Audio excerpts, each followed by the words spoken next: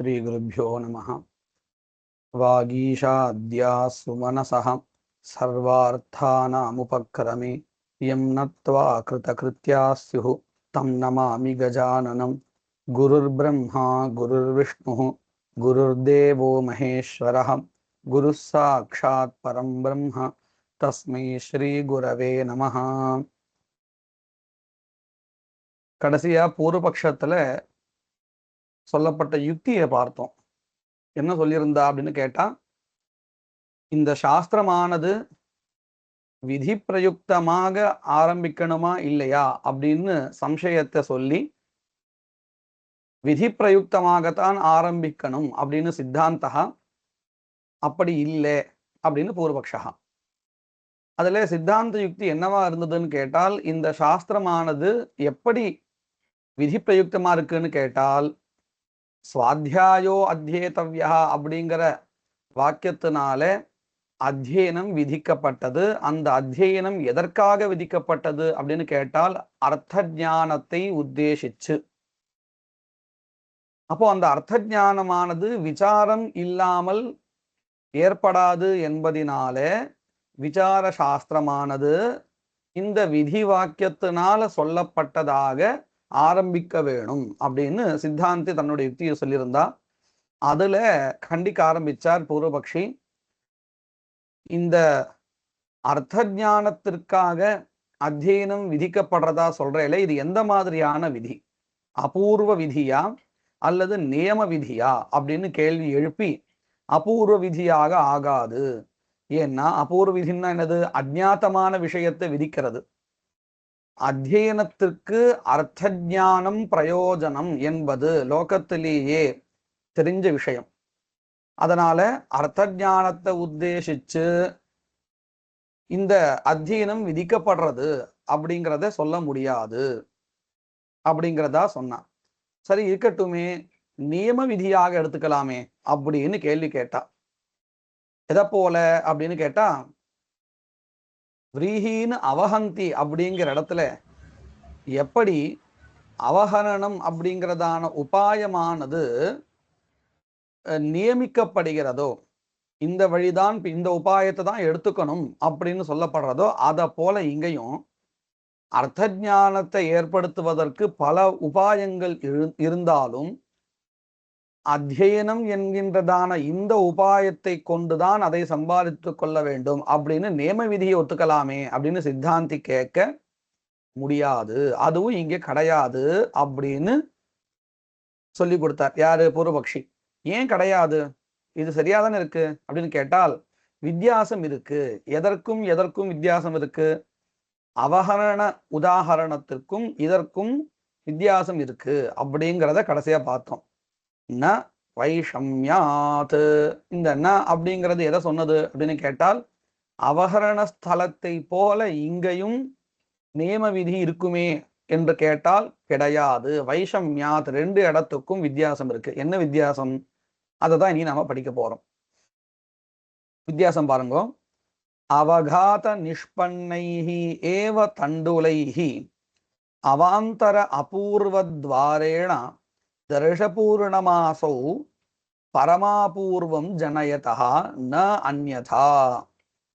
என்ன வித்தியாசம் அப்படின்னு கேட்டா, பஷ்யந்து அவஹரணம் குத்திர விஹிதம் அஸ்தி இத்யுக்தே தர்ஷபூர்ணமாசயோः அங்கத்வேன விஹிதம் அஸ்தி.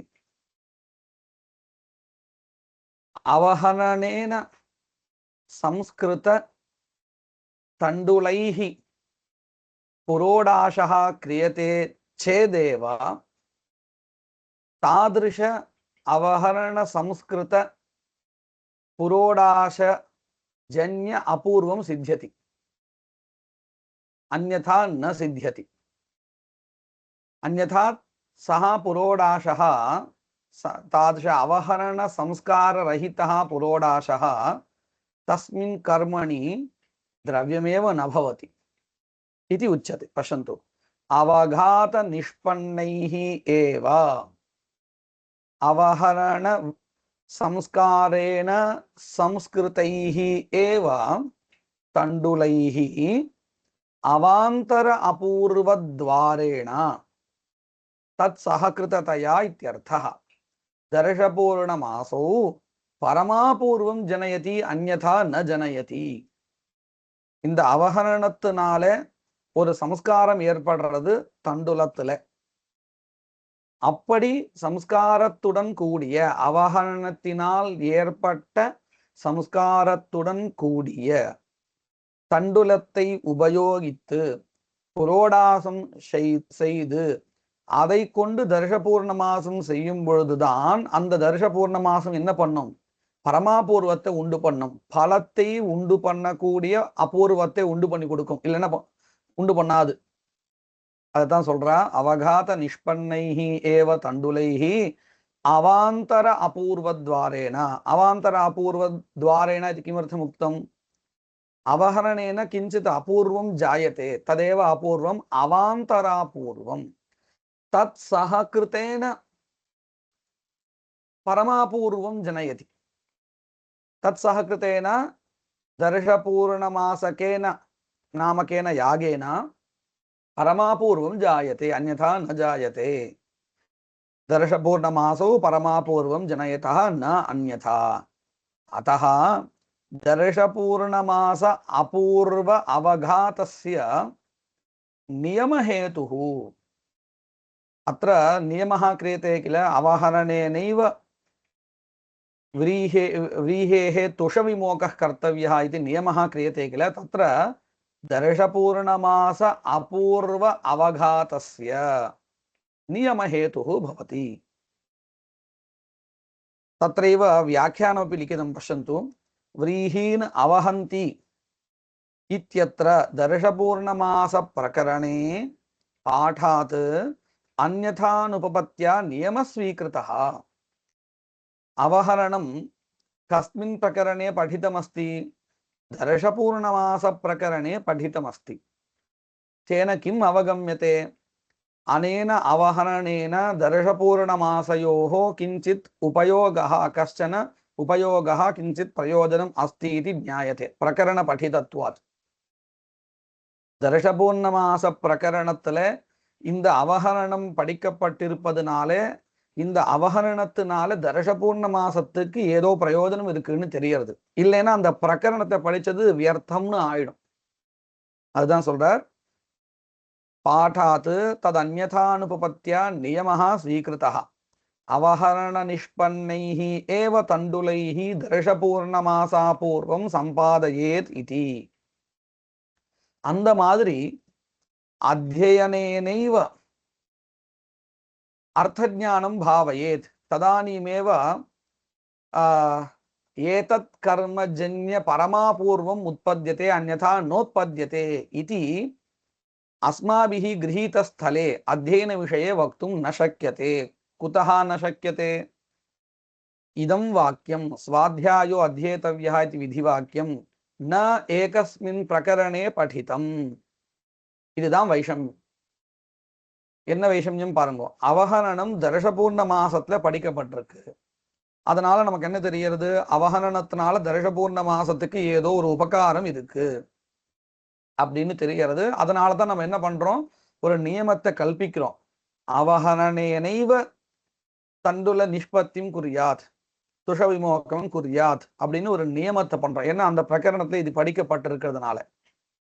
அத போல அத்தியனத்தினால தான் அர்த்த ஞானத்தை சம்பாதிக்கணும். இல்லைன்னா அந்த குறிப்பிட்ட தர்ஷபூர்ண மாசம் போல இந்த குறிப்பிட்ட கர்மாவினால என்ன கிடையாது, அதிருஷ்டம் ஏற்படாது, பரமாபூர்வம் பலத்தை கொடுக்கக்கூடியதான பரமாபூர்வம் ஏற்படாது அப்படின்னு சொல்றதுக்கு இங்கே வழி இல்லை. ஏன் வழி இல்லை? இது ஒரு கர்மாவினுடைய பிரகரணத்தை படிக்கப்படலை, அனாரபியாதீதமா இருக்கு. ஏகஸ்மின் பிரகரணே ந படிதம் இது கிருத்வா அனாரபியாதீதம் இதம் வாக்கியம் வர்த்ததே, இதமேவ வைஷமியம் வர்த்ததே. இந்த வித்தியாசம் நல்லா புரிஞ்சுதான். பூர்வபக்ஷி ந வைஷமியம் அப்படின்னு சொன்னாரே, அந்த வைஷமியம் என்னன்னு புரிஞ்சுதா ரெண்டு இடத்துக்கும்? அததான் சொல்றார் பாருங்க. அத்தஹ தர்ஷபூர்ணமாச அபூர்வம் அவகாதஸ்ய நியமஹேதுः. அவகாதஸ்ய நியமே கஹ ஹேதுः பவதி? दर्शपूर्णमास अपूर्वम् अन्यथा अपूर्वं न जायते तर्हि अपूर्वमेव किं करोति नियमयति अवहरणेनैव सुषविमोकं कुर्यात् इति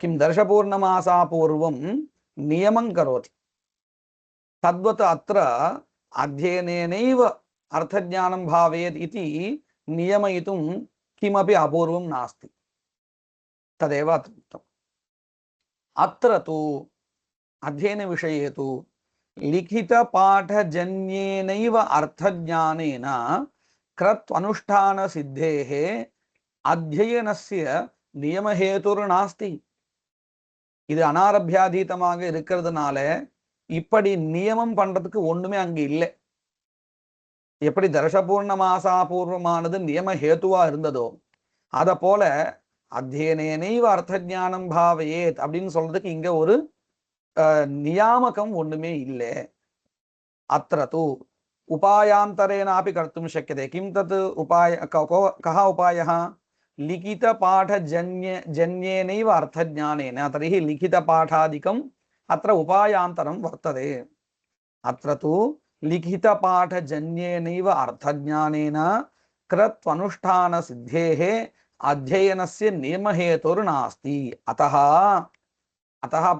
किं फलम् अधुना विचारस्य इत्युक्ते द्विविध विध्यसंभवात् अपूर्व विधिः न भवति इति आदौ एव निरूपितम् अधुना नियम विधिर्न भवति इत्यपि प्रदर्शितम् अतः द्विविध विध्यसंभवात् अर्थज्ञान हेतु विचार शास्त्रारंभस्य वैधत्वं नास्ति अन्ततो गत्वा किं फलम् इत्युक्ते इदं शास्त्रं वैधम् आरब्धुं न शक्यते कुतः पश्यन्तु सिद्धान्तेन किम् उक्तम् अध्ययनस्य प्रयोजनम् अर्थज्ञानं तदर्थज्ञानं विचारमन्तरा न सम्भवति इत्यतः इदं शास्त्रं विधिप्रयुक्तं सदारभ्यते इत्युक्तं सिद्धान्तेन परन्तु अधुना किं साधितं पूर्वपक्षिणा अर्थज्ञानं प्रति अध्ययनस्य हेतुत्वमेव नास्ति साधनत्वमेव नास्ति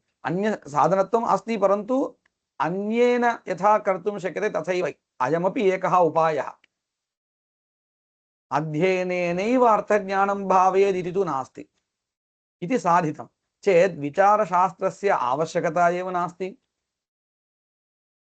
அத்தியனத்தினால்தான் அர்த்த ஞானத்தை சம்பாதிக்கணுங்கிற நியமமாவே இல்லைன்னு சொன்னா அந்த அர்த்த ஞானத்திற்காக சொல்ல வேண்டியதான விசார சாஸ்திரமானது தேவை என்பதே இல்லை அப்படின்னு ஆயிடுத்து அதனால இப்ப என்ன அடுத்து இந்த சாஸ்திரமானது விதி பிரயுக்தமாக ஆரம்பிக்கணுங்கிறதான தேவை இல்லை அப்படின்னு பூர்வபக்ஷா இப்போ ஸ்திரமாயிடுத்து अतः द्विविध विद्यसंभवात् अर्थज्ञान हेतु विचार शास्त्रारंभस्य वैधत्वं नास्ति तर्हि श्रूयमानस्य विधेः का गतिः இதுவரையில் பூர்வபக்ஷி வந்து சொல்லி கொடுத்துட்டார் என்ன சொல்லி கொடுத்தார் விதி பிரயுக்தமாக இந்த சாஸ்திரம் ஆரம்பிக்கல அப்படின்னு சொல்லி கொடுத்துட்டார் சரி இருக்கட்டும் அப்போ இந்த ஸ்வாத்யாயோ அத்யேதவ்யா அப்படிங்கிற இந்த சாஸ்திரம் இந்த விதி வாக்கியம் எதை சொல்லி கொடுக்கிறது केवलम् अध्ययनं विधीयते वा अध्ययनस्य प्रयोजनं किं बोधयति इदं वाक्यम् अर्थज्ञानोद्देशेन अध्ययनं न विधीयते इति पूर्वपक्षिणा उक्तं तर्हि अनेन विधिना किं बोध्यते इति चेत् सः किञ्चित् वदति किं वदति तर्हि श्रूयमानस्य विधेः का गतिः इति चेत् स्वर्गाय अक्षरग्रहणमात्रं विधेयम् इति वदामः अक्षरग्रहणं विधीयते इत्युक्ते अध्ययनं गुरुमुख उच्चारण अनुच्चारणं किमुद्देशेन स्वर्गोद्देशेन अश्रुतोपि स्वर्गः विश्वजिन्यायेन कल्पनीयः கடைசியா என்ன சொல்ல கொடுத்தார் பூர்வபக்ஷி இந்த அத்தியனம் எதற்காக விதிக்கப்படுறதுன்னு கேட்டால் ஸ்வர்க்கத்தை உத்தேசிச்சு அப்படின்னா அந்த வாக்கியத்துல ஸ்வர்க்க போதக பதம் ஏதாவது இருக்கணுமே உதாரணத்துக்கு அக்னிஹோத்திரம் ஜுஹயாத் ஸ்வர்க்க காமஹான்னு இருக்கு இப்போ அக்னிஹோத்திரத்தினுடைய பலன் என்னதுன்னு கேட்டால் காமியாக்னிஹோத்திரத்தினுடைய பலன் ஸ்வர்கான்னு தெரியறது அத போல இங்க ஸ்வர்கா பலம்னு சொன்னா அதை சொல்லிக் கொடுக்கக்கூடிய பதமே இல்லையே. ஸ்வாத்தியாயோ அத்தியேதவ்யா அவ்வளவுதான் இருக்கு. ஸ்வாத்தியாயோ அத்தியேதவ்ய ஸ்வர்க காமஹா அப்படின்னு எதா இருந்தா சரிங்களா?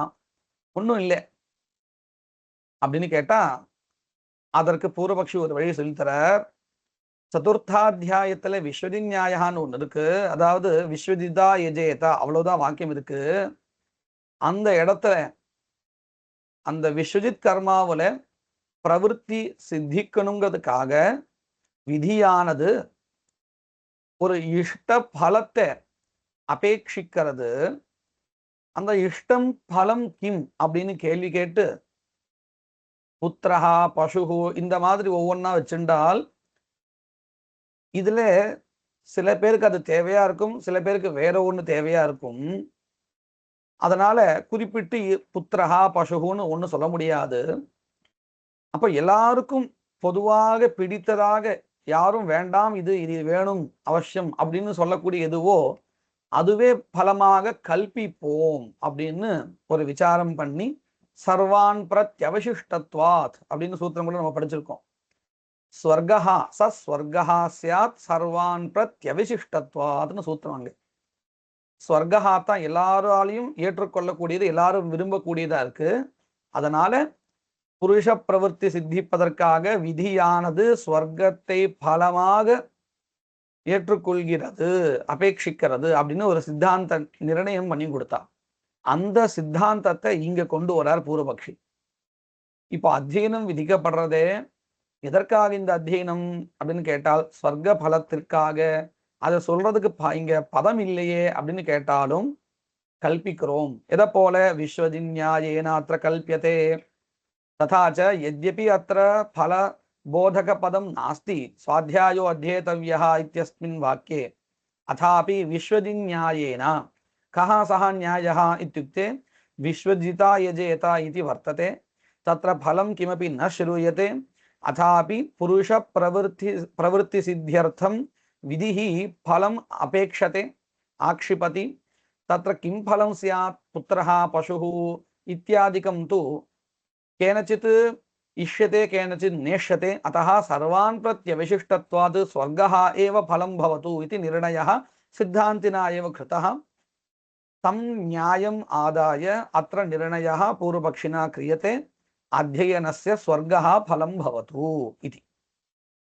तर्हि श्रूयमानविधेः का गतिः इति चेत् स्वर्गाय अक्षरग्रहणमात्रं विधेयम् इति वदामः. अश्रुतोऽपि स्वर्गः विश्वजिन्यायेन कल्पनीयः. स स्वर्गः स्यात् सर्वान् प्रत्यविशिष्टत्वात् इति सूत्रेण विश्वजिति अश्रूयमानमपि अधिकारिणं तस्मिन् कर्मणि कः अधिकारी वर्तते इत्युक्ते स्वर्गकामनावान्. तत् कथम् अवगम्यते? पदं नास्ति किल इति चेत् कल्पितम्. विश्वजिति अश्रूयमानमपि अधिकारिणं सम्पादयितुं तद्विशेषणं स्वर्गफलं युक्त्या स्थापितम्. तद्वत् अध्ययनेऽपि अस्तु. एतत् सर्वं मनसि निधाय शास्त्रदीपिकाकारैः कश्चन श्लोकः रचितः. अधुना पूर्वपक्षिणा यः विषयः निरूपितः स एव विषयः श्लोकरूपेण कथितः. कः अस्ति सः श्लोकः?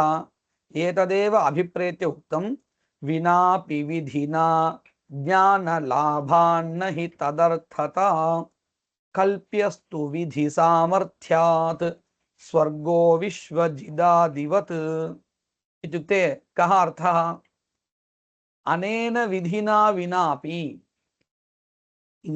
इदं विधिवाक्यं नास्ति चेदपि अर्थज्ञानार्थम् अध्ययनं प्राप्तमेव वर्तते प्रमाणान्तरेण. अतः कल्प्यः. कः कल्प्यः? विधिसामर्थ्यात् स्वर्गः फलत्वेन कल्प्यः. किमिव? विश्वजिदादिवत्. विश्वजिन्याय विश्वजित्कर्मणः यथा स्वर्गफलकत्वं कल्पितं तद्वत् विश्वजिदादिवत् इति एतावता पूर्वपक्षः साधितः. एवं श्रमेण पूर्वपक्षिणा किञ्चित् साधितं किल, कश्चन विषयः निरूपितः. तस्य किञ्चित् फलमपि वर्तते। किं फलं पश्यन्तु, यदि अध्ययनस्य अर्थज्ञानं प्रयोजनं तर्हि इदं शास्त्रम् अर्थज्ञानार्थं पठनीयं भवति। तेन कः क्लेशः इत्युक्ते अध्ययनं कृत्वा झटिति विद्यालयात् निवृत्तः सः गृहं गन्तुं न शक्नोति। कुतः? शास्त्राध्ययनं कर्तव्यं भवति, तदपि वैधमस्ति। अतः गुरुकुले एव स्थित्वा अध्ययनसमाप्त्युत्तरमपि शास्त्राध्ययनं कर्तव्यं भवति तेन। अस्तु, तेन कः क्लेशः इति चेत् अधीत्य स्नायात् इति स्मृतिवाक्यं वर्तते। अधीत्य अध्ययनसमाप्त्युत्तरं समावर्तनं विहितम्। अधुना सः क्रमः त्यक्तो भवति। यदि इदं शास्त्रं वैधम् आरभ्यते तर्हि अध्ययनानन्तरं समावर्तनादिकं न भवति। अत्रैव स्थित्वा गुरुकुले पुनः अध्ययनं तेन कर्तव्यं स्यात्। तर्हि तद्वाक्येन विहितं यत् कर्म तत् न कृतं स्यात्। सः क्रमः नष्टः भवति। अधीत्य स्नायात् इत्यत्र किम् उक्तम्? अध्ययनानन्तरं स्नानं समावर्तनं विहितं वर्तते। सः क्रमः नष्टः स्यात्। एतत् सर्वं कदा? सिद्धान्तिना यथा उक्तं तथा आश्रियते चेत्। पूर्वपक्षे तु तथा नास्ति, दोषः एव नास्ति। कुतः? इदं शास्त्रं वैधं नास्ति इत्युक्तम्। अतः अध्ययनानन्तरं तेन समावर्तनादिकं कर्तुं शक्यते इति पूर्वपक्षे कश्चन गुणः वर्तते इति अग्रे पूर्वपक्षिणा निरूप्यते. பூர்வபக்ஷி தன்னுடைய மதத்தை ஸ்தாபிச்சாச்சு. அதனால என்ன ஒரு விஷயம்னு கேட்டால், ஒரு குணம் அப்படின்னு கேட்டா, சித்தாந்தத்துல பாருங்க, இந்த சாஸ்திரமானது வைதம்னு சொல்றார் சித்தாந்தி இல்லையா? அப்ப என்ன ஆயிடும்? அத்தியனம் முடிச்சதுக்கு அப்புறம் மேற்கொண்டு அங்கேயே இருந்து விதியினால சொல்லப்பட்ட இந்த சாஸ்திராத்தியனமும் பண்ண வேண்டியதாயிடும். நல்லதுதானே அப்படின்னு கேட்டா, அதீத்திய ஸ்நாயாத்னு ஸ்மிருதி வச்சனம். அத்தியனம் முடித்த பிறகு சமாவர்த்தனாதிகளை பண்ணணும்னு இந்த ஸ்மிருதி வாக்கியம் சொல்லி தரது.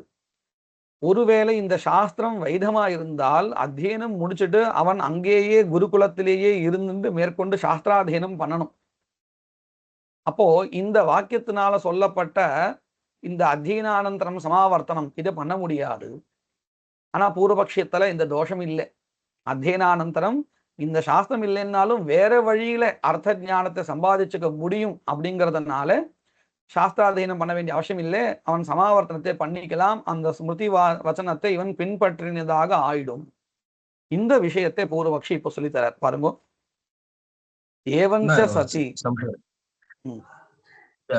அத்தியனம்னா அர்த்த ஞான சகிதமாக அத்தியனம் பண்ணிட்டு ஸ்நாஸ்யாத் அப்படிங்கிறது தானே எடுத்துக்கணும். அப்படி எடுத்துட்டா अध्ययनं नाम किम् इति अत्रैव अस्माभिः पठितं. गुरुमुख उच्चारण अनुच्चारणं तावदेव.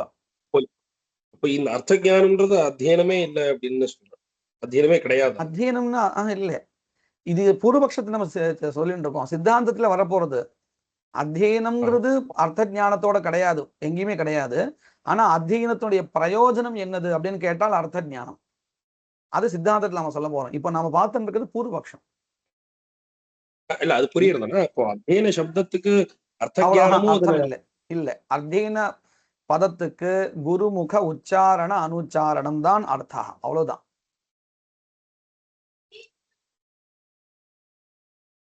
ஏவஞ்ச சதி வேதம் அதீத்ய ஸ்நாயாத். ஏவஞ்ச சதி இत्युक्ते மயா பூர்வபக்ஷினா கஷ்டன நிர்ணயः பிரதர்शितः किल, तथा निर्णये सति कश्चन गुणः वर्तते इति प्रतिपादयति. वेदम् अधीत्य स्नायात् इति शास्त्रम् अनुगृह्यते. तत् शास्त्रं किम् अनुष्ठितं भवति, तदेव अनुगृह्यते इत्युच्यते. अस्मिंश्च शास्त्रे इत्युक्ते वेदम् अधीत्य स्नायात् इति शास्त्रे वेदाध्ययन समावर्तनयोः நைரந்தரியம் பிரதீயதே. நைரந்தரியம் அப்படின்னு சொன்னா உடனுக்குடனேயே, இடைவெளி இல்லாமல். இன்னைக்கு அத்தியனம் பூர்த்தி பண்ணியிருக்கான்னா அடுத்தது அவன் சமாவர்த்தனம் பண்ணிக்கணும். ஒரு 5 வருஷம் கழிச்சு அப்படிங்கிறது இல்லை. அப்போ இந்த சாஸ்திரம் என்ன சொல்லி கொடுக்கறது? அத்தியனம் பண்ணிட்டு உடனே கையோட சமாவர்த்தனம் பண்ணிக்கணும் அப்படின்னு தானே சொல்லி கொடுக்கறது. இது எல்லாமே பூர்வபக்ஷம் தான். சித்தாந்தத்துல இந்த சாஸ்திரத்துக்கு என்னெல்லாம் அர்த்தம் சொல்லி கொடுக்க போறாங்கிறது நம்ம மனசை வாங்கிக்க போறோம். இப்போதைக்கு நம்ம பூர்வபக்ஷத்தை என்ன சொல்றாரோ அப்படி மனசை வாங்கிக்க வேண்டியது. வேதாத்தியன சமாவர்த்தனையோகோ நைரந்தரியம், நிரந்தர பாவ அப்படின்னு அர்த்தம், உடனுக்குடனே அர்த்தம். பிரதீயத்தே त्वत्पक्षे तु सिद्धान्तिनः पक्षे तु अधीतेऽपि वेदे धर्म विचाराय गुरुकुले एव अधिवासः. அதிவாசகன்னு சொன்னா அங்கேயே இருத்தல்னு அர்த்தம். நிவாசः கர்த்தவ்யः. பங்கி அர்த்தம் புரியுறது இல்லையா? ஸ்பஷ்டமா இருக்கு இல்லையா? புரியுது. ததா சதி, तथा सती इत्युक्ते तत्रैव निवासे सति, गुरुकुले निवासे सति तन्नैरन्तर्यं बाध्येत इत्युक्ते अध्ययनानन्तरं समावर्तनादिकं कर्तव्यम् इति यत् नैरन्तर्यं बोधितं तद् बाध्येत. तस्मात् विचारशास्त्रस्य वैधत्वाभावात् पाठमात्रेण इत्युक्ते अध्ययन मात्रेण गुरुमुख उच्चारण अनुच्चारण मात्रेण स्वर्गादि सिद्धेः समावर्तन शास्त्राच्च धर्म विचार शास्त्रं नारंभणीयं. नारंभणीयम् इत्युक्ते वैधं न आरंभणीयं, विधि प्रयुक्तं सत् न आरंभणीयम् इति पूर्वपक्षः. एतावत्पर्यन्तं पूर्वपक्षः. इतः परं सिद्धान्तः. सिद्धान्ते पूर्वपक्षे याः युक्तयः प्रदर्शिताः ताः सर्वाः अपि खण्डिताः भवन्ति, स्वकीयः पक्षः साधितः भवति. अत्रोच्यते सिद्धान्तः यदुक्तं लोकसिद्धत्वात् न अप्राप्तविधिः इति तत् तथैव अस्तु. भवता पूर्वपक्षिणा किम् उक्तं? स्वाध्यायो अध्येतव्यः इति विधिना अर्थज्ञानोद्देशेन अध्ययनं न विधीयते इत्युक्ते अपूर्वविधिः नास्ति इति उक्तं. तत् समीचीनं. कुतः? लोके एव अवगम्यते अध्ययनस्य प्रयोजनम् अर्थज्ञानमेव इति लौकिकप्रमाणेनैव ज्ञायते. अनुमानमपि प्रदर्शितं. तत् सम्यक् अस्ति. अत एव अहमपि किं वदामि? अयम् अपूर्वविधिः न, अहमपि अङ्गीकरोमि. भवता यथा अङ्गीकृतं तथैव अहमपि अङ्गीकरोमि.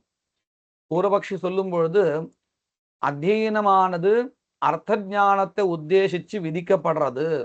எப்படி அக்னிஹோத்திர கர்மாவானது ஸ்வர்கா என்கின்ற பலத்தை உத்தேசித்து விதிக்கப்படுறதோ, அதாவது அத்தியந்த அஜ்ஞாத விஷயமானது சொல்லப்பட்டதுனால அபூர்வ விதின்னு ஒத்துருக்கோமோ அக்னிஹோத்திரம் ஜுஹோத்திங்கிறது, அதை போல இங்கேயும் இது அபூர்வ விதி அப்படின்னு சொல்லக்கூடாதுன்னு சொன்னார் இல்லையா பூர்வபக்ஷி?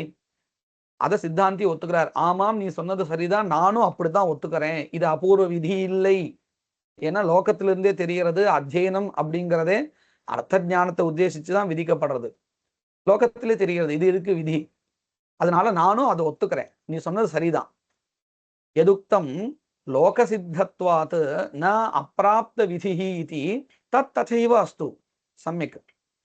நியம விதித்வம் தூ ந வாரயித்தும் சக்கியம். நீ சொன்னியே இது நியம விதியும் ஆகாது, விரீஹின் அவஹந்தி போல இது நியம விதி ஆகாது, வைஷமியம் அஸ்தின்னு சொன்னியே, அது ஒத்துக்க முடியாது. வைஷமியம் எல்லாம் இல்லை, சமானமா இருக்கு.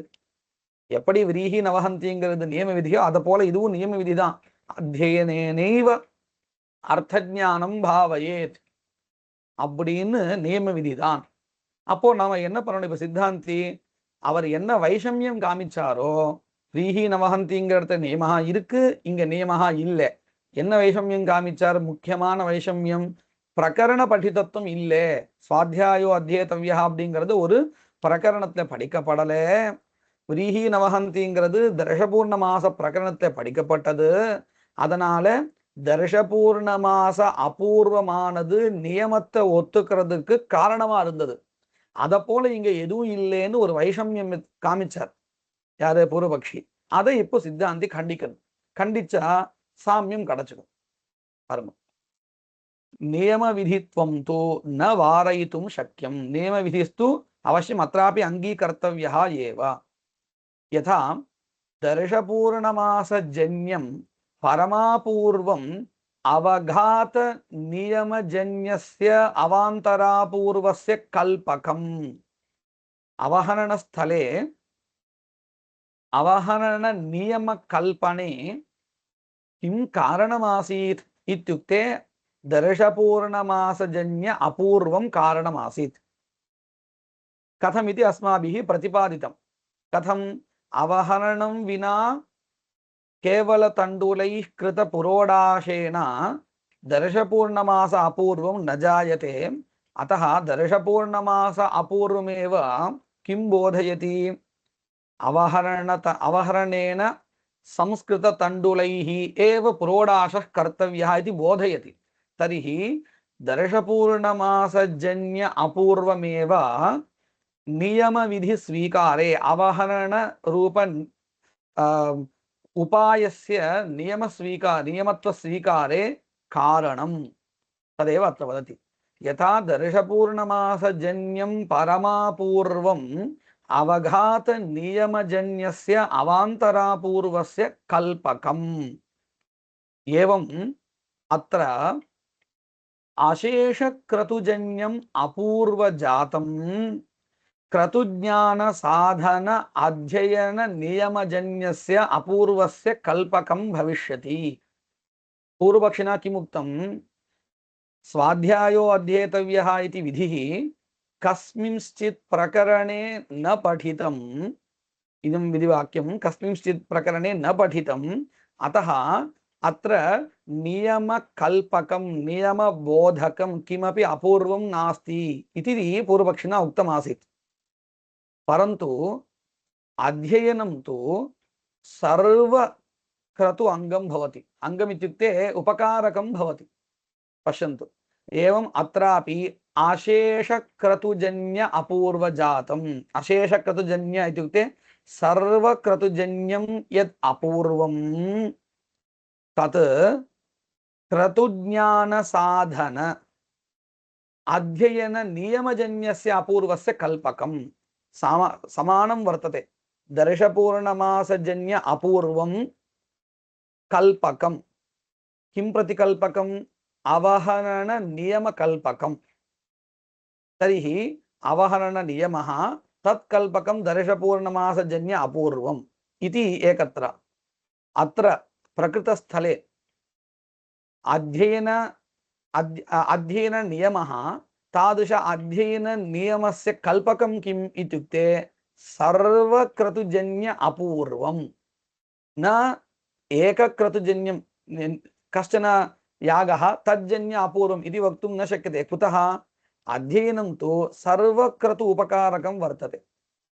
இந்த விஷயத்தை நாம நல்லா கவனிச்சுக்கணும். பூர்வபக்ஷி என்ன சொன்னார்? வைஷமியத்தை காமிக்கும் பொழுது அவஹரண நியமத்திற்கு எது காரணம் அப்படின்னு கேள்வி கேட்டு தர்ஷபூர்ண மாசஜன்ய அபூர்வம் காரணம் அப்படின்னு சொல்லி கொடுத்தார். அவஹரணத்தினால தான் விரீகில் இருக்கக்கூடிய துஷ விமோகம் பண்ணணும். இல்லைன்னால் தர்ஷபூர்ண மாசஜன்ய அபூர்வம் உண்டாகாது அப்படின்னு சொல்லி அந்த தர்ஷபூர்ண மாச அபூர்வம் தான் இந்த நியமத்தை கல்பிக்கிறதுக்கு காரணம்னு சொல்லி கொடுத்தார். அத போல இங்க இல்லைன்னு பூர்வபக்ஷி சொன்னார். எங்க இல்ல? சுவாத்தியாயோ அத்தியேதவ்யா அப்படிங்கிறதுல அத்தியன நியமத்தை கல்பிக்கிறதுக்கு ஒன்றும் இல்லை. ஏன்னா இது ஒரு பிரகரணத்துல படிக்கப்படல அப்படின்னு சொன்னார் இல்லையா? ஆனா அந்த பிரகரணத்துல படிக்கப்படாததுனாலேயே என்ன ஆயிடுத்து தெரியுமோ? சர்வ கிரதுஜன்ய அபூர்வமேவ நியாமகம் ஜாத்தம். அப்படின்னு என்ன அர்த்தம்? எந்த கிரதுவை நீங்க அனுஷ்டிக்கிறதா இருந்தாலும் அந்த கிரதுவை அனுஷ்டிக்கிறதுக்கு தேவையான ஒரு அர்த்த ஞானம் வேணும் தானே. அந்த அர்த்த ஞானத்துக்கு சாதனமாக உபகாரகமாக எது இருக்குன்னு சொன்னா இந்த அத்தியனம் இருக்கு. அப்போ அத்தியனத்தினால அர்த்த ஞானத்தை சம்பாதிச்சால்தான் சர்வ கிரதுஜன்ய அபூர்வம் சித்தியதி. ஒவ்வொரு எந்த கிரது வேணா எடுத்துக்கலாம் நீங்க. அந்த கிரதுனுடைய அபூர்வம் உண்டாகணுமா? அப்போ என்ன பண்ணணும்? அத்தியனத்தினால அந்த அர்த்த ஞானம் சம்பாதிச்சிருக்கணும். அப்ப என்ன எடுத்து பாருங்க, அத்தியன நியம கல்பகம் கிம் ஜாத்தம் சர்வ கிரதுஜன்யம் அபூர்வம். இப்ப ரெண்டும் ஒரே மாதிரி ஆயிடுதா இல்லையா? இது புரிஞ்சிருக்கா? எந்த இடத்துல நாம நல்லா கவனம் செலுத்த வேண்டியிருக்குன்னா, பூர்வபக்ஷி என்ன சொல்லி கொடுத்தார்? அத்தியன நியமத்தை சொல்றதுக்கு அங்க ஒரு கல்பகம், அதாவது காரணம் எதுவுமே இல்லை. ஏன்னா இது ஒரு பிரகரணத்தை படிக்கலன்னு சொன்னார். ஆனா அந்த பிரகரணத்தை படிக்கலேங்கிறதுனாலே என்ன எடுத்து சர்வ கிரதுஜன்ய அபூர்வம் நியாமகம் ஜாதம். இந்த பின் பாயிண்ட் தான் நம்ம கவனிக்க வேண்டியதா இருக்கு. இந்த ஒரு அம்சத்தை தான் பூர்வபக்ஷி கோட்டை விட்டுட்டார் அப்படின்னு அர்த்தமா. இந்த அம்சத்தை அவர் கவனிக்கலேன்னு அர்த்தம். ஆனா அந்த அம்சம் தான் இப்ப என்ன அடுத்து அத்தியன நியமத்திற்கு காரணமா எடுத்து இல்லையா? இது நல்லா புரிஞ்சது இல்லையா? இப்ப பங்கி வாசிக்கிறேன் பாருங்க. ஏவம் அத்ராபி நியாமகம் கிஞ்சித் அஸ்தி. கிம் தத்? அசேஷ கிரதுஜன்ய அபூர்வ ஜாத்தம், அபூர்வ சமூகா. ஏன் அப்படி சொல்றாருன்னா, ஒவ்வொரு இடத்துலயும் ஒவ்வொரு கிரதுஜன்ய அபூர்வம். அந்த மாதிரி அபூர்வ ஜாத்தம் கிரதுஜான சாதன அத்தியன நியமஜன்யஸ்ய அபூர்வஸ்ய கல்பகம் பவிஷ்யதி. நியமாதிருஷ்ட அனங்கீகாரே ச ஸ்ரூயமானஹ விதிஹி அனர்த்தகஹ ஸ்யாத். இப்படி கல்பிக்கலைன்னா, அதாவது அர்த்த ஞானமானது அத்தியனத்தினால தான் சம்பாதிக்கணும் அப்படின்னு சொல்லலன்னு வச்சுப்போம், இந்த விதியே வியர்த்தம் ஆயிடும். எந்த விதி வியர்த்தம் ஆயிடும்? இந்த சுவாத்தியாயோ அத்தியேத்தவியா அப்படிங்கிற விதியே வியர்த்தம். ஏன்னா லோகத்துல தெரியும் தானே, அத்தியனத்தினாலதான் அர்த்த ஞானம் சித்திக்கும் அப்படிங்கிறது லோகத்துல தெரியும் தானே. அதை சொல்றதுக்கு ஒரு விதி எதுக்கு அப்படின்னு வியர்த்தம் ஆயிடும். வேதத்தை தெரிந்து கொள்ளணுமா, அத்தியனம் பண்ணு அப்படின்னு ஏன் சொல்லுவானே, லோகத்துலாம் தெரியுமே அப்படின்னு அந்த விதி வியர்த்தம் ஆயிடும். அதனாலதான் இப்படி ஒரு நியமத்தை கல்பிக்கிறோம். நியமாதிருஷ்ட அனங்கீகாரேச்ச ஸ்ரூயமானஹ விதிஹி அனர்த்தகஹ ஸ்யாத் நச்ச விஸ்வஜின்ய. இந்த இதே மாதிரி ஒரு ஸ்திதி நமக்கு விரீஹி இடத்துலயும் பாருங்க. அவகரணம் பண்ணி தான் துஷ விமோகம் பண்ணணும்னு இந்த விதி சொல்றது வச்சுப்போம். ஏன் சொல்லணும்? அது விதி இல்லாமலே நமக்கு தெரியும் தானே. அவகரணம் பண்ணாம வேற உபாயத்தினாலையும் கிடைக்க போறது, அவகரணம் பண்ணாலும் கிடைக்கும். அதை சொல்றதுக்கு இந்த விதி எதுக்கு? வியர்த்தம் தானே. அப்படி வையர்த்தியம் வரக்கூடாதுங்கிறதுக்காக நம்ம நியமத்தை கல்பிக்கிறோம். அவகரணத்தினாலதான் பண்ணணும்னு. அதை போலதான் இங்கேயும் ஒரே மாதிரி ரெண்டும் சமானமா இருக்கு. இப்போ இதுவரையில சித்தாந்தி பூர்வபக்ஷியினால சொல்லப்பட்ட யுக்திகளை கண்டிச்சு தன்னுடைய மதத்தை சொல்லிட்டார். என்ன சொல்லிட்டார் கடைசியில? இது நியம விதி, அத்தியனேனைவ அர்த்த ஞானம் பாவயேத் அப்படின்னு சொல்லிட்டார். அத்தியனேனைவ அர்த்த ஞானம் பாவயேத் வந்தாச்சுன்னா அந்த அர்த்த ஞானமானது விசாரம் இல்லாமல் சித்திக்காது. விசாரம் வினா ந சேத்ஸ்யதி இது கிருத்வா அவசியம் விசார சாஸ்திரம் இதம் ஆரம்பணீயம் வைதம் ஆரம்பணீயம் விதி பிரயுக்தம் சத் ஆரம்பணீயம் இது சித்தாந்தः ஸ்தாபிதः. मध्ये कस्यचित् प्रश्नस्य उत्तरं दीयते. कः प्रश्नः? पूर्वपक्षिणा उक्तं विश्वजिन्यायेन अत्र अध्ययनस्य प्रयोजनं स्वर्गः अस्तु इति उक्तम्. विश्वजिन्यायः तत्र निरूपितः, तत्र तु विश्वजितः स्वर्गः फलं भवतु तत् समीचीनमस्ति, परन्तु अत्र वक्तुं न शक्यते. कुतः? तत्र विश्वजिद्यागस्य स्वर्गः फलम् इति अङ्गीक्रियते, अत्र अध्ययनस्य स्वर्गः फलम् इति न अङ्गीक्रियते. कुतः? का युक्तिः वर्तते? सा युक्तिः अत्र निरूप्यते. विश्वजि न्यायத்தை கொண்டு அந்த இடத்துல, அதாவது விஸ்வஜித் அதிகரணத்துல அந்த கர்மாவிற்கு ஸ்வர்கா பலம்னு ஒத்துண்டார். யாரு? சித்தாந்தியை தான் சொன்னார். ஆனா இங்க ஒத்துக்க மாட்டேங்கிறார். என்ன காரணம் அப்படின்னு கேட்டா பாருங்க, அந்த யுக்தியை சொல்லித்தரார். நச்ச விஸ்வஜின்யாயேன ஸ்வர்கார்த்தத்வம் யுக்தம் அத்தியனஸ்ய ஸ்வர்கார்த்தத்வம் ந யுக்தம். குதஹ? திருஷ்டபலே அர்த்தஞானே சம்பவதி அதிருஷ்டஸ்ய கல்பயித்தும் அசக்கியத்வாத். இந்த ஒரு விஷயத்தை நல்லா மனசை வாங்கிக்கணும். எந்த இடத்துலையுமே ஒரு கர்மாவிற்கு திருஷ்டமான பிரயோஜனம் கிடைக்குமே ஆனால், நேரடியாக பலம் ஒண்ணு கிடைக்குமே ஆனால் அதைத்தான் எடுத்துக்கணும், அதிர்ஷ்ட பலத்தை எடுத்துக்க கூடாது. விஸ்வஜித் கர்மாவிற்கு திருஷ்டமாக பிரயோஜனம் எதுவும் சொல்றதுக்கு வழி இல்லை. அதனால அந்த இடத்துல அதிர்ஷ்டமான பலத்தை கல்பிக்க வேண்டியதாக ஆயிடுத்து. அப்படி கல்பிக்கும் பொழுது எல்லாருக்கும் பொதுவானதாக பிடித்ததாக இருக்கக்கூடிய சொர்க்கத்தை பலமாக கல்பிச்சோம். ஆனா இங்க அத்தியனத்திற்கு திருஷ்ட பிரயோஜனமே ஒண்ணு சித்திக்கிறது. என்னது? அர்த்த ஞானம் என்கின்ற திருஷ்டம் பிரயோஜனம். அப்படி கிடைக்கும் பொழுது அதை விட்டுட்டு அதிருஷ்டமான ஸ்வர்க பலத்தை கல்பிக்க கூடாது. யத்ர யஸ்ய கர்மணः திருஷ்டம் கிஞ்சித் பிரயோஜனம் வக்தும் சக்யதே தத்ர ததேவ பலம் பவதி ந அதிருஷ்டம். यदि दृष्टं प्रयोजनं किंचित् निरूपयितुं न शक्यते तर्हि अदृष्टं किंचित् फलं कल्पनीयं. यथा विश्वजित् स्थले तस्य कर्मणः विश्वजित् कर्मणः किंचित् दृष्टं फलं वक्तुं न शक्यते इत्यतः अदृष्टं फलं कल्पनीयम् इति आपतितं. तदानीं सर्वेषां यत् इष्टं भवति प्रीतं भवति तत् कल्पयामः इति धिया स्वर्गः फलमिति कल्पितम्. यदि तत्रापि किंचित् दृष्टं प्रयोजनं वक्तुं शक्येत तर्हि तदेव अङ्गीकर्तव्यम्. अन्ततो गत्वा अयं न्यायः अस्ति, यत्र दृष्टं फलं लभ्यते तत्र तदेव फलं भवति, यत्र तन् न लभ्यते तत्रैव अदृष्टं किंचित् फलं कल्पनीयम् इति न्यायः बुद्धौ स्थापनीयः. तदेव अत्र निरूप्यते. पश्यन्तु, दृष्टे फले प्रकृतस्थले दृष्टं फलं किम्? अर्थज्ञानरूपं दृष्टं फलं सम्भवति अध्ययनस्य. एवं सति अध्ययनस्य स्वर्गरूप अदृष्टं फलं न कल्पनीयम् इत्यभिप्रायः. दृष्टे फले अर्थज्ञाने संभवति अदृष्टस्य कल्पयितुम् अशक्यत्वात्. अतएव उक्तं, किमुक्तं? लभ्यमाने फले दृष्टे न अदृष्ट परिकल्पना विधेस्तु नियमार्थत्वात्.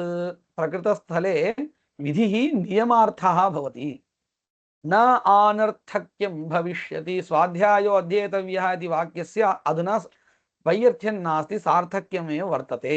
नियमार्थः अयं विधिः भवति इति. श्लोकार्थं न पुरिञ्जितु இல்லையா?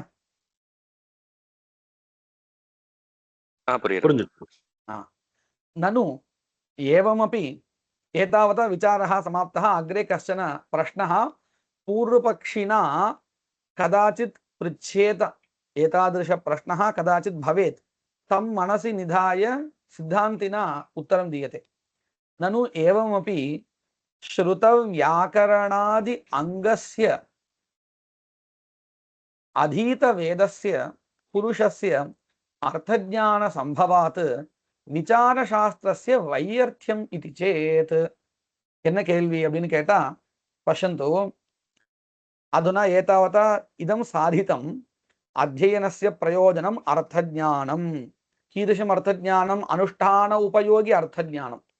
न केवலம் अर्थज्ञाனம், अनुष्ठान उपयोगि. अनुष्ठाனம் பண்றதுக்கு தேவையான அளவுக்கு अर्थज्ञाனம். அந்த अर्थज्ञाனமானது विचारं विना न संभवति. तादृश अनुष्ठान उपयोगि अर्थज्ञानं विचारं विना न संभवति. अतः इदं शास्त्रं वैधम् आरम्भणीयम् इति साधितं. तत्र कश्चन प्रश्नः. पश्यन्तु, कश्चन शिष्यः वर्तते, सः व्याकरणम् अधीतवान् अस्ति, शास्त्रान्तरं किञ्चित् अधीतवान्, मीमांसा शास्त्रं विना अन्यशास्त्रम् इति चिन्तयतु, अधीतवान् अस्ति. वाक्यं दृष्ट्वा अस्य वाक्यस्य इदं तात्पर्यं वर्तते, अस्य पदस्य अयम् अर्थः वर्तते इति सः ज्ञातुं प्रभवति. तादृशः कश्चन व्युत्पन्नः अस्ति. तेन वेदाध्ययनं क्रियते. तदानीम् अध्ययनकाले एव तस्य अर्थज्ञानमपि भवति चेत् इदं शास्त्रं व्यर्थं. तर्हि किमर्थम् इदं शास्त्रं वैधम् आरम्भणीयम् इत्युक्तम्? अध्ययन अनन्तरम् अर्थज्ञानं तु विचार विना न संभवति इति कृत्वा इदं शास्त्रम् आरम्भणीयम् इत्युक्तम्. अधुना पठन अध्ययनकाले एव अर्थज्ञानमपि तस्य सिद्धं चेत् किमर्थम् इदं शास्त्रं पठनीयं? व्यर्थं भवति. இது பிரஷ்னः பஷ்யந்து. அதாவது என்ன கேள்வின்னு கேட்டா, ஒருத்தன் வேற சாஸ்திரங்கள்லாம் படிச்சுட்டு வந்துட்டான். அவன் அத்தியனம் பண்றான். பண்ணும் பொழுது அவன் அர்த்த ஞானத்தை தெரிஞ்சுக்கணும் கூட ஆசைப்பட வேண்டாம். தானாவே ஏதோ புரியும் இல்லையா?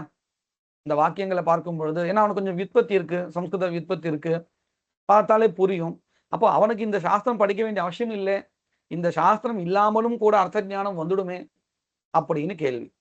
நனு ஏவமபி ஸ்ருத வியாக்கரணாதி அங்கஸ்ய, வேதத்தினுடைய அங்கங்களாக இருக்கக்கூடிய மற்ற விஷயங்களையும், ஸ்ருதஹான்னா ஞாதஹ, ஸ்ருத வியாக்கரணாத்யங்கஸ்ய அதீத வேதஸ்ய, அதாவது வேதத்தை படிச்சு இந்த அங்கங்களை படிச்சிருந்தாலும் சரி, அல்லது அங்கங்கள்லாம் படிச்சுட்டு வேதத்தை படிச்சாலும் சரி, அவனுக்கு அர்த்த ஞானம் ஏற்படும். ரெண்டுத்தை எப்படி சொன்னாலும் சரி.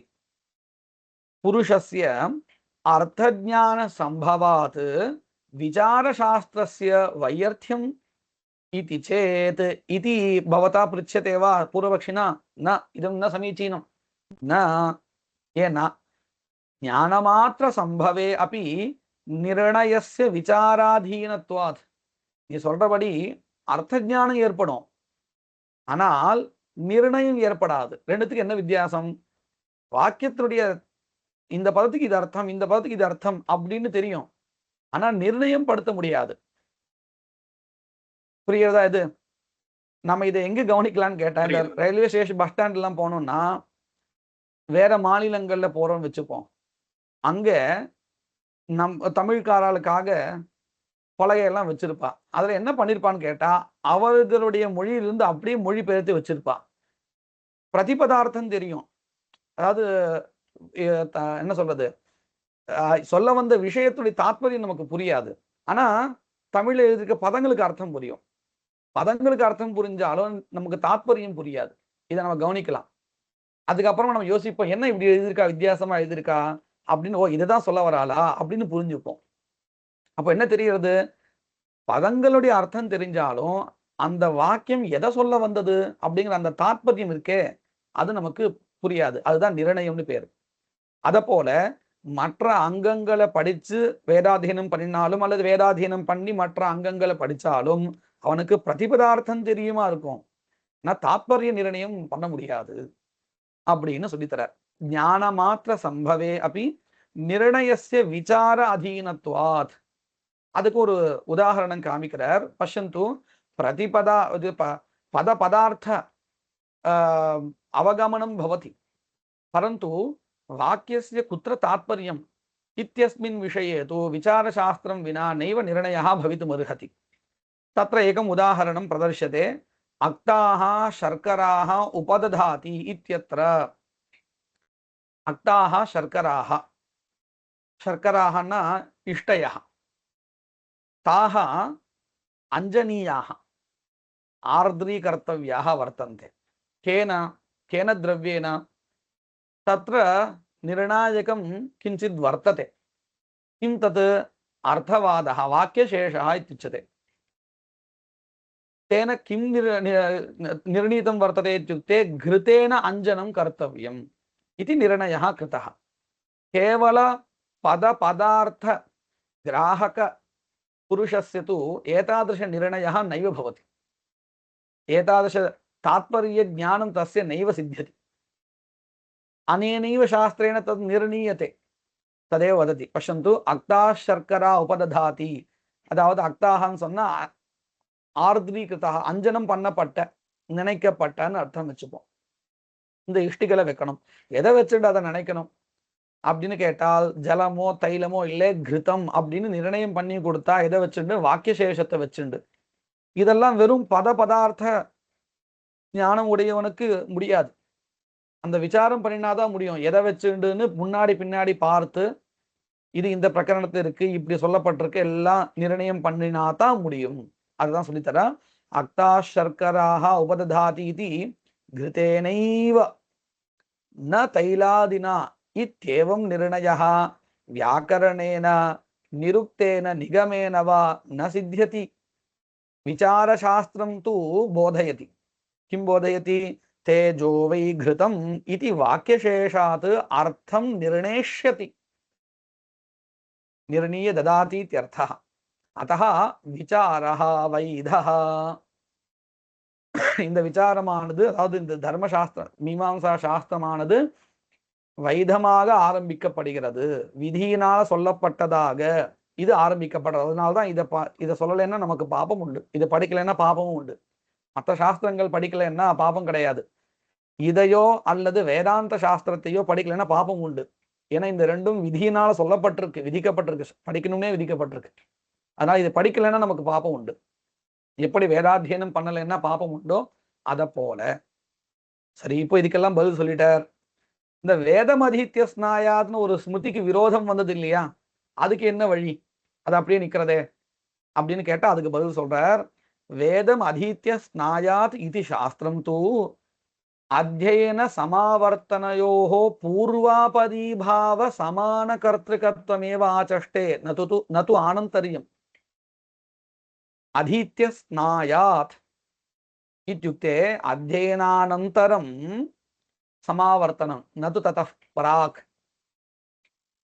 उभयोर्मध्ये विद्यमान पौर्वापर्यं बोधयति न तु आनन्तर्यम् इत्युक्ते पश्यन्तु, भुक्त्वा हस्तप्रक्षालनं कर्तव्यम् इत्युक्ते आनन्तर्यं ज्ञायते. சாப்பிட்டு கையெழுமணும் அப்படின்னு சொன்னா சாப்பிட்ட கையோட கையெழுமணும், இல்லைன்னு சொன்னா அது காஞ்சி போயிடும், இல்லை அது மற்ற பதார்த்தங்கள் தொட்டு அது அசுத்தமாயிடும். இந்த இடத்துல ஆனந்தரியம் தெரிகிறது இல்லையா? ஆனா சாப்பிட்டு தூங்கு அப்படின்னு அம்மா குழந்தைகிட்ட சொல்றான்னு வச்சுப்போம், சாப்பிட்ட கையோட அபிவி படுத்துக்கணும்னு அர்த்தமா? அது உடம்பு கெடுதல் வேற, அப்படி தாற்பயம் இல்லை. சாப்பிடாம தூங்கினேன்னா நடு ராத்திரி நமக்கு பசிக்கும், அதனால சாப்பிட்டு அப்புறமா தூங்கு. இப்ப இங்க பௌர்வாபரியம் தெரியறதா ஆனந்தம் தெரியறதா? புக்த்வா ஸ்வாபः கர்த்தவ்யः இத்யத்ர ஆனந்தர்யம் ஞாயते वा पौर्वापर्यं ज्ञायते वा? उभयोर्मध्ये कः भेदः इति स्पष्टं गृहीतः किल? पौर्वापर्यम् इत्युक्ते इदं पूर्वं तदनन्तरं तत् इत्यर्थः। नैरन्तर्यम् इत्युक्ते झटिति अग्रे तदेव कर्तव्यम् इत्यर्थः। भुक्त्वा स्वापः कर्तव्यः इत्यत्र नैरन्तर्यं प्रतीयते वा अथवा पौर्वापर्यं प्रतीयते वा?